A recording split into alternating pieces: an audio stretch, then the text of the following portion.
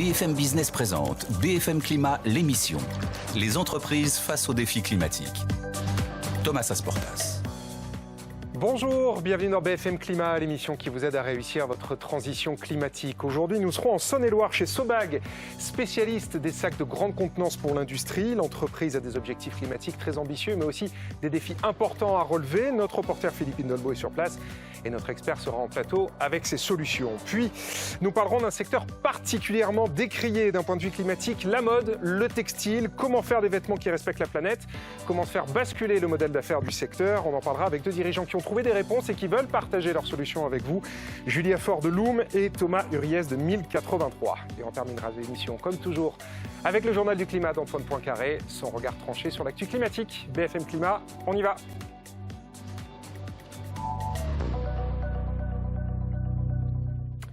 Et on part donc à Blanzy, en Saône-et-Loire, chez Sobag. L'entreprise fabrique des big bags. Les big bags, ce sont des sacs de grande contenance pour transporter les produits de l'industrie. Vous allez le voir, Sobag a des objectifs climatiques très ambitieux, mais les défis à relever sont considérables. Philippe Indolbo est sur place avec les équipes de Sobag.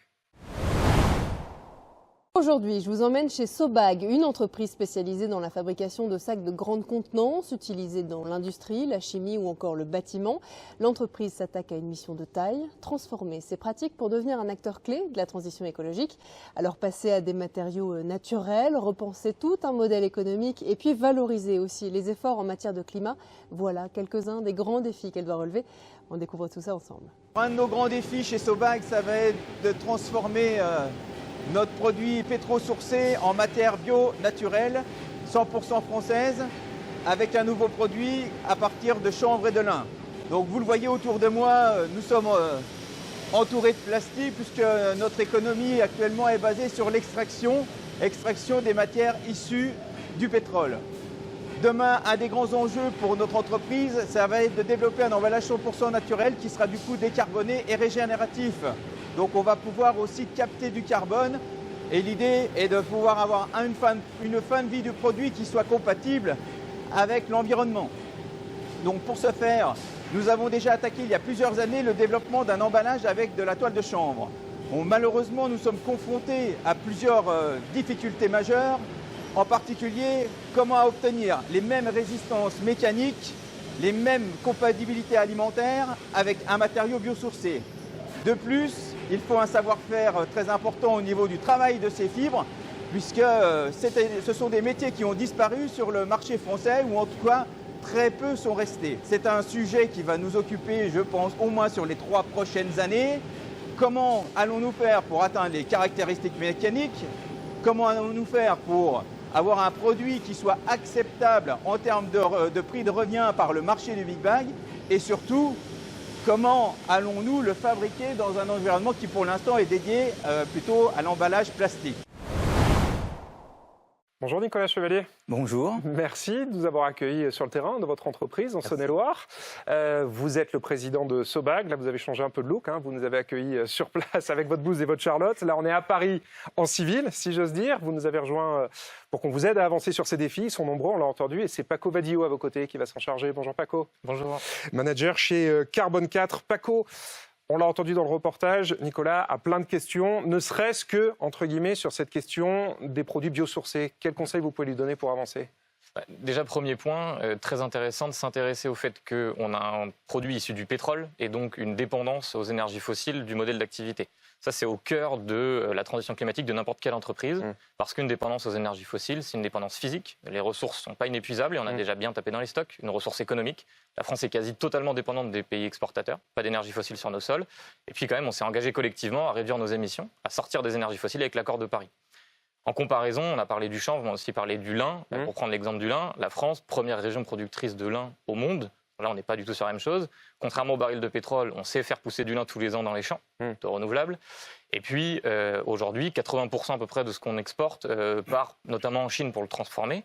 C'est quelque chose qu'on savait transformer en France avant. Dans un contexte de réindustrialisation et dans un contexte de transition climatique comme celui d'aujourd'hui, c'est aussi une opportunité pour le territoire. Ouais, sauf que visiblement, Nicolas, ce que vous dites, c'est que là, il faut rebâtir la filière. Et c'est ça la difficulté. On est typiquement dans la transition, là. Oui, c'est la vraie difficulté parce qu'au départ, je peux vous raconter une histoire. Un agriculteur du nord de la France est venu me voir en me disant on a fait n'importe quoi avec nos sols, on a sacrifié notre terre, c'est qui est notre outil de travail, on va planter du chanvre. Est-ce que tu crois qu'avec du chanvre textile, on saurait fabriquer un emballage en big bag? J'ai dit on tente. Donc nous, on a parcouru le nord de la France, on a retrouvé tous les gens de la filière lin et on est allé les démarcher. Et puis on s'est rendu compte très très rapidement d'un vif intérêt. Et puis en fait, on a la chance que nos industriels soient restés dans ce nord de la France et qu'ils ont développé un savoir-faire important. Donc on va utiliser le savoir-faire du lin pour aller sur le chanvre. Donc là, on a profité aussi du projet France 2030. D'accord, via France 2030. Bon, donc là, on commence à voir des solutions. Maintenant, on va retourner sur le terrain parce qu'il y a un autre défi. Donc il y a la production biosourcée, mais il y a carrément même la bascule de votre business model vers le service. On retourne voir ça avec Philippine. Deuxième défi, révolutionner le modèle d'affaires. Actuellement, les sacs sont à usage unique et finissent leur vie incinérés ou enfouis, ce qui représente 50% des émissions carbone de l'entreprise. L'objectif, c'est donc de transformer ce système en proposant des services autour de l'emballage, comme la location, la réparation, la collecte ou encore le recyclage. Mais convaincre les clients de changer leurs habitudes pour adopter ce modèle plus durable reste encore un véritable challenge. Ce que nous voudrions, c'est passer sur une économie servicielle. Une application pratique, c'est la collecte des déchets en big bag. Alors la solution, elle est très efficace puisque vous prenez un big bag, vous remplissez vos déchets, vous venez le chercher et vous jetez tout à la poubelle. Par contre, on s'est rendu compte que, en faisant notre bilan carbone, que ce produit que nous distribuons également, donc on fait aussi du négoce, qui est fabriqué en Inde, il a un bilan carbone qui est à peu près 3 fois plus important que le produit que nous fabriquons en France. Alors, si en plus on travaille et on met un petit peu d'intelligence dans de l'éco-conception, eh bien, on peut aller sur des solutions de collecte de déchets et avec d'autres applications, avec des produits éco-conçus qui peuvent être fabriqués avec des matières recyclées, qui peuvent être réparables et surtout qui sont réutilisables. Par exemple, cet emballage que nous avons fait est un emballage semi-rigide que l'on peut replier. Il est adapté pour les palettes Europe. Une fois qu'il est utilisé, vous pouvez en mettre 15 dans une hauteur de camion et vous rapatriez ça à moindre coût. Donc là, on peut faire enfin de la vraie économie circulaire. CQFD, Nicolas Chevalier a fait la démonstration. On entend quand même, je trouve, un petit peu la lassitude de Nicolas. Il a trouvé des solutions économiques, écologiques, intelligentes, mais il dit maintenant, j'ai du mal à embarquer mes clients. Qu'est-ce que vous pouvez lui donner comme argument de vente ? Oui, la démarche qui est menée ici, déjà encore une fois très intéressante parce qu'on ne s'arrête pas à comparer incinération et enfouissement, qui ont en fait des problématiques dans les deux cas avec des critères un peu différents. Et on va plus loin et on se dit en fait le sujet, c'est pourquoi est-ce que je considère mon emballage, mon big bag comme un déchet une fois qu'il a été utilisé alors qu'il y a une possibilité de le réemployer. Et en fait cette réflexion elle a été menée depuis longtemps par la France, par l'Europe, ça a mené à des réglementations. Par exemple la loi AGEC qui est pour une économie circulaire. La responsabilité élargie des producteurs pour les emballages industriels notamment. En fait, ce cadre réglementaire, il est en train de transformer l'économie d'un modèle linéaire, fabrication, utilisation fin de vie, vers une économie circulaire. Donc en fait, les habitudes des clients de Sobag vont être modifiées par cette transformation de l'économie. Le service qui est proposé par Sobag aujourd'hui, c'est aussi d'investir du temps, de l'argent pour anticiper ces transformations de l'économie-là. Donc ça, c'est une vraie valeur aussi pour les clients. C'est ce qui arrive, mais visiblement, vous avez un temps d'avance quand même. Ce que vous dites là, c'est ce que disent beaucoup de patrons dans BFM Climat, effectivement, basculer vers l'économie, de la fonctionnalité et de l'usage. Mais vos clients, visiblement, ils sont en retard. Par rapport à vous, non ? Oui, tout à fait. Ils sont encore dans un ancien modèle où on a du mal à appréhender la fonction globale du packaging, par exemple. Donc, on fait juste un bilan achat, utilisation, mais on n'arrive pas à voir tous les impacts qui sont associés avec cet emballage. Et ça, le problème, c'est que je dirais qu'on est confronté à des gens, des services différents, et nous, on a plutôt une approche globale, coût total de possession. Bon.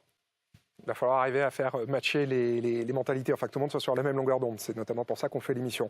On retourne une dernière fois sur le terrain parce qu'on va parler d'un dernier défi et il est fondamental pour vous, c'est que tout ce que vous faites, toute cette bascule, évidemment, vous devez être capable de la monétiser vis-à-vis de vos clients. Troisième défi, valoriser les efforts climatiques de Sobag et trouver le juste positionnement entre compétitivité et écologie. Les clients, c'est vrai, exigent des solutions plus vertes, mais le prix reste leur principal critère. Alors comment faire accepter l'idée qu'ils achètent bien plus qu'un simple produit ? Sobag doit réussir justement à démontrer la valeur ajoutée de ces solutions pour le climat, tout en résistant à une concurrence étrangère souvent beaucoup moins chère. Depuis la création de Sobag, nous sommes une entreprise extrêmement engagée en matière de RSE.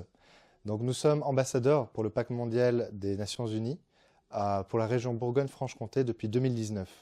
Nous avons à cœur de mêler la biodiversité, la responsabilité sociétale des entreprises au cœur même de notre entreprise.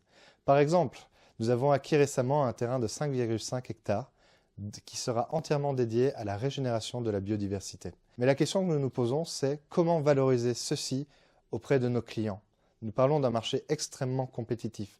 L'élasticité prix est forte et il est très difficile d'être compétitif par rapport à certains pays comme l'Inde ou la Turquie qui sont au minimum 3 fois moins chers que nous. Cas d'école, on est dans l'opposition typique, en tout cas sur le papier, compétitivité contre climat. Comment est-ce que Nicolas peut convaincre ses clients qu'il est plus compétitif alors qu'il est plus cher ? Je reprendrai un peu le raisonnement qu'on avait tout à l'heure. Le cadre réglementaire, on en a parlé, loi AGEC, responsabilité élargie des producteurs, taxe plastique à l'échelle de l'Europe, on s'est très concerné. Tout ça, ça va faire évoluer, donc on l'a dit, l'économie vers une économie circulaire. Je prends un angle de vue un peu différent de la question précédente, il y a une question de sécurité de l'approvisionnement. Une fois que l'économie aura tourné vers une économie circulaire, il y aura besoin de produits, de services bas carbone et circulaires.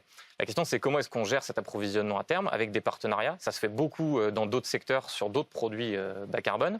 Puis j'ajouterai un autre point important aussi, c'est qu'il faut prendre un petit peu de recul et se dire qu'un big bag qui est conçu pour être réutilisé, il va être plus solide, c'est des meilleures conditions de sécurité, il va être mieux transportable puisqu'il va falloir le réutiliser, donc c'est des meilleures conditions d'utilisation. Donc en fait, au-delà de l'amélioration de la qualité environnementale, il y a un service complémentaire, et ça a de la valeur également. Ouais.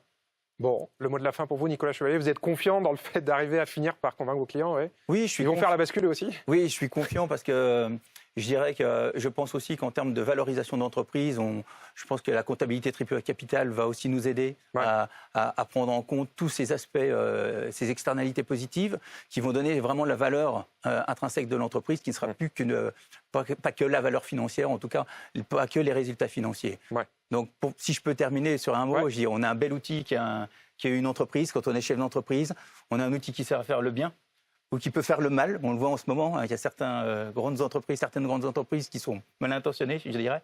En tout cas, moi, je pense que nous allons pouvoir changer le modèle économique en France et en Europe. Et ça, enfin, valoriser toutes nos actions. Bon, ce sera le mot de la fin. Merci beaucoup à tous les deux. Merci. Nicolas Chevalier, président de Sobag, et Paco Badillo de Carbone 4. À bientôt, Paco. Allez, on a parlé industrie et big bags. On va continuer à parler